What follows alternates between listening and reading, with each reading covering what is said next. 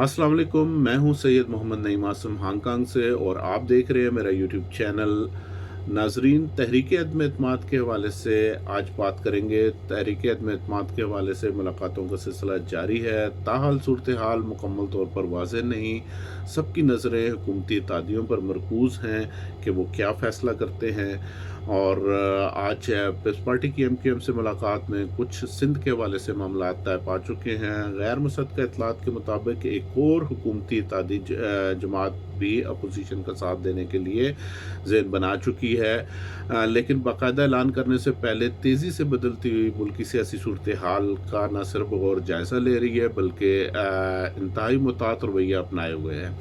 अलावा से कुछ मज़ीद मुलाकातों का भी इंतज़ार किया जा रहा है और जो दूसरी हुकूमती इत्तेहादी जमातें हैं उनके हतमी फ़ैसले का भी इंतज़ार किया जा रहा है। पीटीआई ने तहरीक अदम एतमाद पर वोटिंग से एक दिन पहले यानी कि 27 मार्च को एक इस्लामाबाद में एक बड़े जलसे का ऐलान किया है, जबकि अपोजिशन जमातों ने भी अपने कारकुनों को तैयार रहने का हुक्म दिया है। ज़मीनी हक़ाइक़ देखें तो तकरीबन हर बड़ी पार्टी तादाद में थोड़े बहुत फ़र्क के साथ बड़े जलसे करने की सलाहियत रखती है। अगर तमाम पार्टियों ने अपने कारकुन इस्लामाबाद में बुला लिए तो इससे एक बड़े तसादम का ख़तरा लाहक हो सकता है। दानिशमंदी इसी में है कि तहरीक अदम एतमाद की जो भी कार्रवाई है उसको असम्बली तक महदूद रखा जाए और मुमकिन तसादम से गुरेज किया जाए।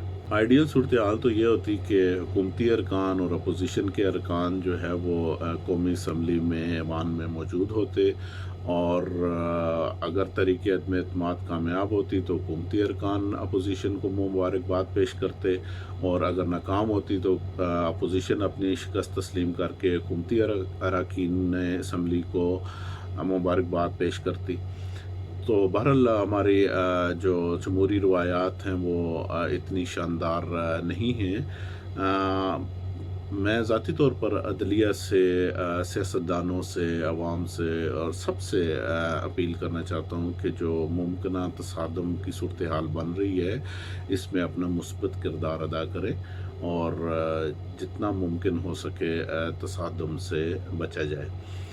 बाकी जो हुकूमत ने कुछ ताख़ीर से इजलास बुलाया है तो इसमें भी ये हुकूमत ने अपने तौर पर दानिशमंदी का मुज़ाहरा किया है, और इसका फ़ायदा जो है वो बहरहाल हुकूमत को होगा और तहरीक इंसाफ को होगा। इससे एक तो उनको काफ़ी वक्त मिल जाएगा अपनी तैयारी के लिए, अपोजिशन से बात करने के लिए और अपने नाराज़ अरकान से एडजस्टमेंट करने के लिए या उनको मनाने के लिए काफ़ी वक्त उनको मिल जाएगा, और वो बेहतर तौर पर जो है मामलात को डील कर सकेंगे। तो इसके अलावा ओआईसी का इजलास भी वो उसमें भी शिरकत, और 23 मार्च की जो परेड है उसमें भी शिरकत मुमकिन हो सकेगी उनकी, और दूसरी तरफ जो बड़े जलसे वो करेंगे उनका भी जो है मुस्बत असरात जो हैं वो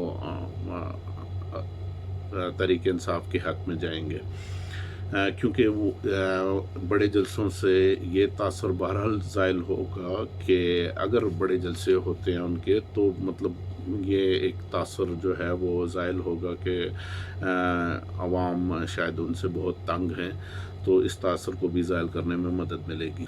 अब गुज़िश्ता वीडियो पर कुछ कमेंट्स के हवाले से तबसरा करना चाहूँगा। हामिद महमूद साहब की तरफ से सवाल है कि vote of no confidence is applicable in presidential system of government और नॉट। तो हामिद महमूद साहब, सबसे पहले तो आपका बहुत शुक्रिया कमेंट करने का, और there is no such thing in American political system as vote of no confidence. अगर हम अमेरिकन प्रेसिडेंशियल सिस्टम देखें तो वहाँ पर इम्पीचमेंट की कार्रवाई होती है। वोट ऑफ नो कॉन्फिडेंस जो है वो पार्लिमानी निज़ाम में होता है, और इम्पीचमेंट यानी मुआवज़े की जो कार्रवाई है वो भी उसमें मिसकंडक्ट का नॉर्मली चार्ज लगाया जाता है और उसके हवाले से कार्रवाई होती है। तो मेरे ख्याल में बात क्लियर होगी। اور ایک اور صاحب ہیں سہیل اکبر صاحب، وہ انہوں نے لکھا ہے کہ واہ کیا کہنے، ہمارے قانون کا سب خانہ خراب مکمل ہو چکا، تب مجرم کو پکڑا جائے۔ تو سہیل اکبر صاحب کمنٹ کرنے کا بہت شکریہ، اور اس حوالے سے میں صرف یہ کہنا چاہوں گا کہ ظاہر ہے جب بھی کوئی جرم ہوگا تو اس کو ملزم کو پکڑا جائے گا اور اس کو سزا دی جائے گی۔ تو جب تک جرم نہ ہو ہم کیسے کسی کو سزا دے سکتے ہیں؟ تو یہ قانون جو ہے وہ پوری دنیا میں اسی طرح ہی ہے کہ جب تک جرم کمٹ نہیں ہوتا اس کی سزا تو نہیں دی جا سکتی۔ تو دوسری بات یہ ہے کہ اگر ایک جرم ہو بھی جاتا ہے اور اگر اس میں کوئی شخص انوالو ہے تو جب تک کہ مجاز اتھارٹی کی طرف سے یا عدالتوں کی طرف سے اس کو مجرم ڈکلیئر نہیں کر دیا جاتا، اس وقت تک اس کو مجرم بھی نہیں کہا جا سکتا، اس کو ہم ملزم کہتے ہیں اور یا انگلش میں ڈیفینڈنٹ کہتے ہیں۔ تو یہ صورتحال ہے۔ امید ہے آپ کو بھی جواب مل گیا ہوگا۔ اور ایک اور کمنٹ ہے محترمہ نیلوفر خان صاحبہ کی طرف سے۔ نیلوفر خان صاحبہ بہت شکریہ آپ کے کمنٹ کرنے کا۔ آپ نے کچھ باتوں کے علاوہ جو ہے وہ لکھا ہے کہ the above person is biased and pro-Chor party PMLN۔ تو یہ آپ نے لکھا ہے۔ اس حوالے سے میں صرف اتنا ہی کہوں گا کہ چیزوں کو دیکھنے کے لیے کہ صحیح ہیں یا غلط ہیں، 3 معیار اپنا لیں۔ اور ایک تو یہ ہے کہ دیکھیں کہ جو بھی بات کسی نے کہی ہے یا جو بھی ایکٹ ہوا ہے وہ اسلام کے مطابق ہے یا نہیں، یہ پہلا معیار ہونا چاہیے۔ دوسرا معیار جو ہے وہ یہ ہونا چاہیے کہ دیکھیں کہ آئین اور قانون کے مطابق یہ بات ہے یا نہیں ہے۔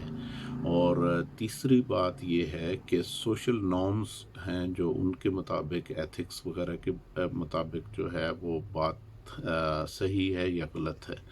تو فرض کریں کوئی بھی شخص ہے وہ کسی بھی پارٹی سے ہے یا کوئی بھی شخص ہے، عام شخص ہے، وہ اگر کسی کا نام بگاڑ رہا ہے یا برے القابات سے اس کو بلا رہا ہے تو اس کے لیے بڑی اگر ہم پہلے معیار کو دیکھیں گے جو کہ اسلام ہے، اور اس میں اگر ہم اس کی کسوٹی پر اس کو پرکھیں تو سورۃ الحجرات جو ہے اس سلسلے میں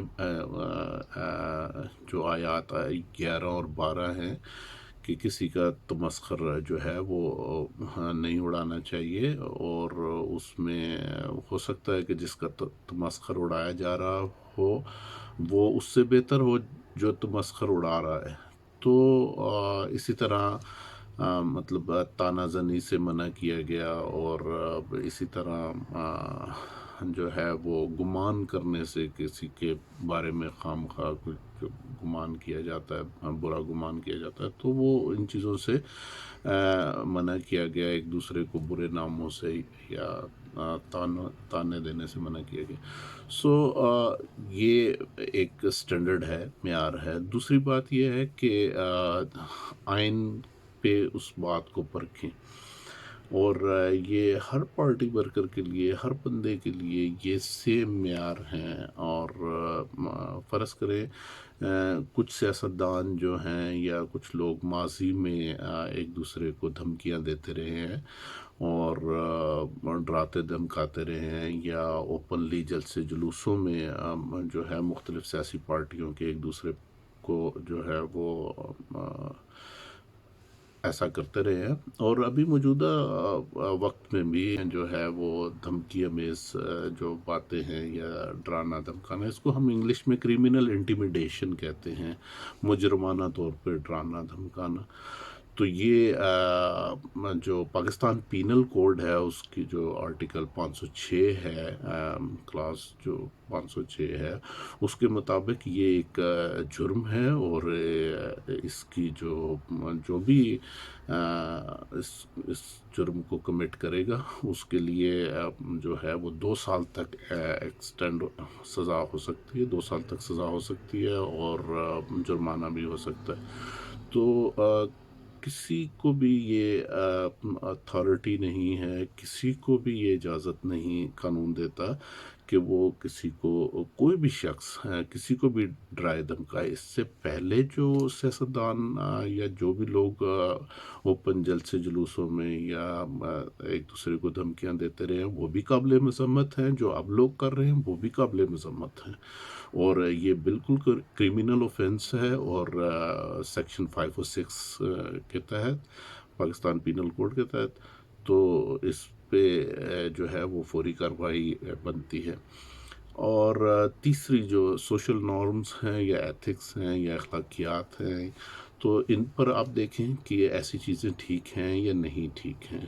تو جب ہم ان 3 معیار جو اسٹینڈرڈس ہم بنا لیں گے، اور ہر چیز کو اپنی پسند ناپسند پارٹیوں سے، اپنے تعلق واسطوں سے، رشتوں سے ہٹ کر ان 3 اسٹینڈرڈس کو فالو کریں گے، تو ہر چیز ہمیں کلیئر نظر آنا شروع ہو جائے گی، اور واضح ہم سمجھ پائیں گے کہ کیا صحیح ہے اور کیا غلط ہے۔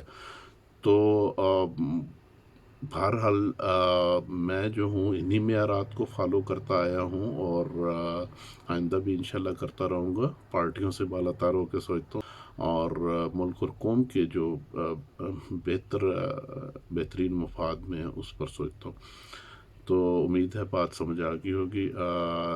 Thank you very much for watching, and hope کہ آپ سب آئندہ بھی کمنٹ کرتے رہیں گے، اور اپنی رائے کا یا اختلاف رائے کا اظہار کرتے رہیں گے، اور یہ جمہوریت کا حسن ہے۔